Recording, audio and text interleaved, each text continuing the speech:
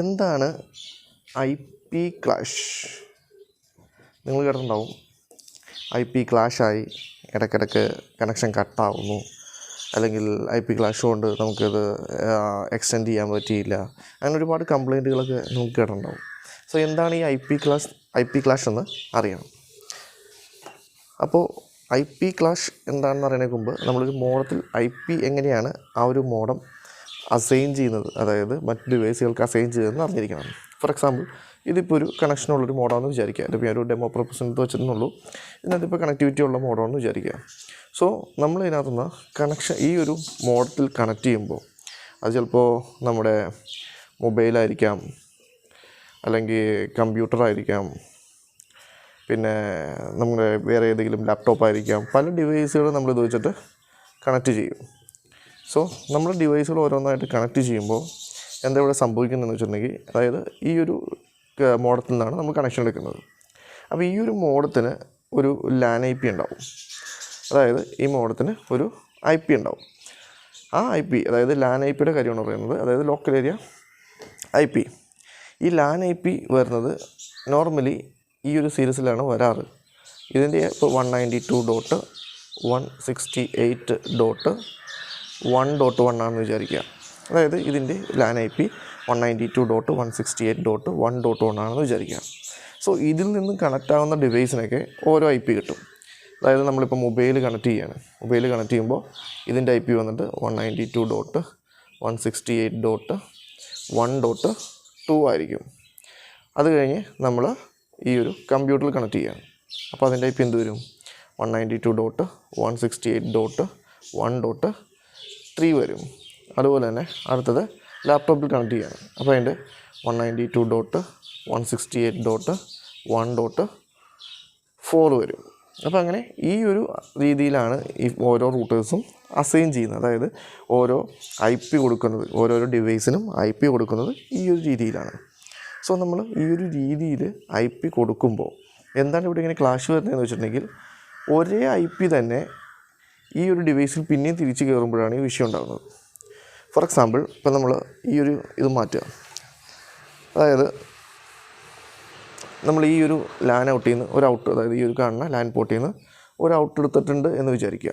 Okay, ഈ ഒരു port, അതായത് ഈ കാണുന്നൊരു പോർട്ടിൽ നിന്ന് ഒരു out, LAN out ethernet cable വെച്ചിട്ട് Cat 6 വെച്ചിട്ട് ലാൻ ഔട്ട് എടുത്തു.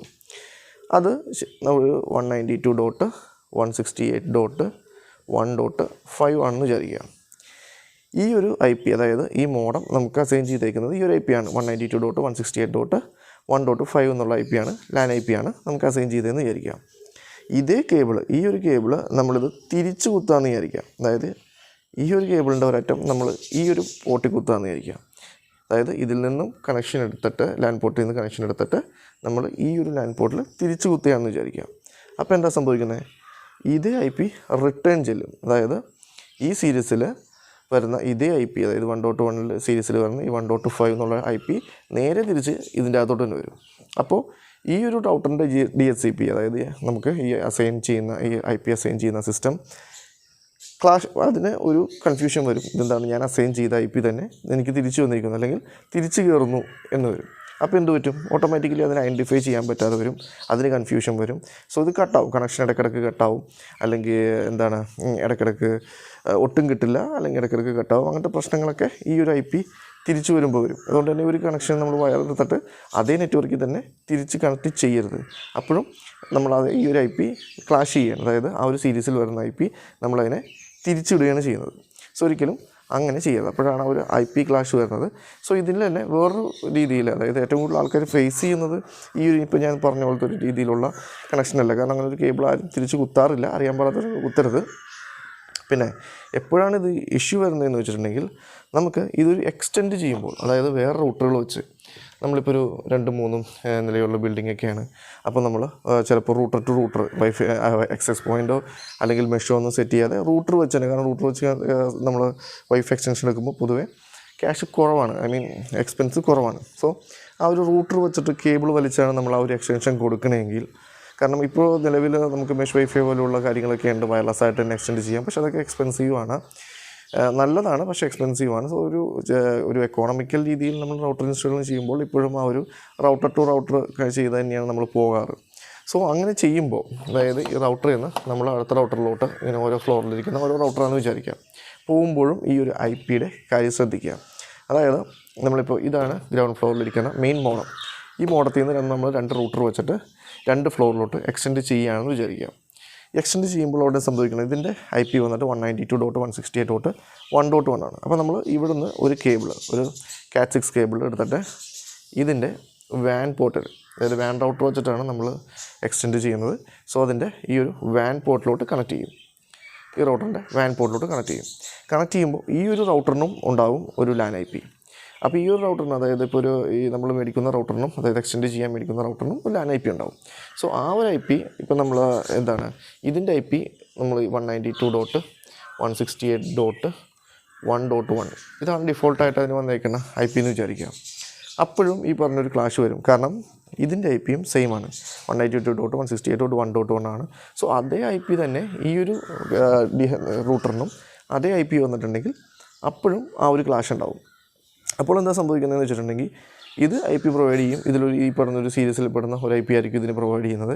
സോ അവിടെ നിന്ന് ഇതിൻ്റെ DHCP ഓൺ, അതായത് നമ്മൾ DHCP ഓൺ ചെയ്തിട്ട് തന്നെയാണ് നമ്മൾ എക്സ്റ്റെൻഡ് ചെയ്യുന്നത്. DHCP ഓഫ് ചെയ്ത് ചെയ്യുമ്പോൾ അതൊരു വയർലെസ് ആയിട്ട്, അതായത് ഒരു ആക്സസ് പോയിൻ്റ് പോലെ ഒരു എക്സ്റ്റൻഷനായി പോകും. വയേർഡായിട്ട് നമ്മൾ എക്സ്റ്റെൻഡ് ചെയ്യുമ്പോൾ DHCP ഓൺ ചെയ്തിട്ട് തന്നെ ചെയ്യുന്നത്. സോ നമ്മളിത് കണക്ട് ചെയ്യുമ്പോൾ നോർമലി ഒരു കേബിൾ ഇതിൻ്റെ വാൻ പൊട്ടി കണക്ട് ചെയ്യുമ്പോൾ തീർച്ചയായിട്ടും ഇതിൻ്റെ ഈ ഐ പി ശ്രദ്ധിക്കുക. ഐ പി സീരിയൽ, അതായത് ഇതിന് വന്നിരിക്കുന്ന അതേ സീരിയൽ തന്നെ, അത് 1.1 തന്നെയാണ് നമ്മൾ വെക്കാൻ പോകുന്ന മോഡത്തിൻ്റെയും സീരിയൽ വന്നിരിക്കുന്നതെങ്കിൽ ഈ ഐ പി ചേഞ്ച് ചെയ്യണം. മീൻസ് ഈ ഒരു റൂട്ടറിൻ്റെ ലാൻ പേജ് സെറ്റിങ്സിൽ, അഡ്മിൻ പേജിൽ പോയിട്ട് നമ്മുടെ ലാൻ സെറ്റിങ്സിൽ നമ്മളവിടെ 1.1 മാറ്റിയിട്ട് 0.1 ആയി കൊടുക്കുക.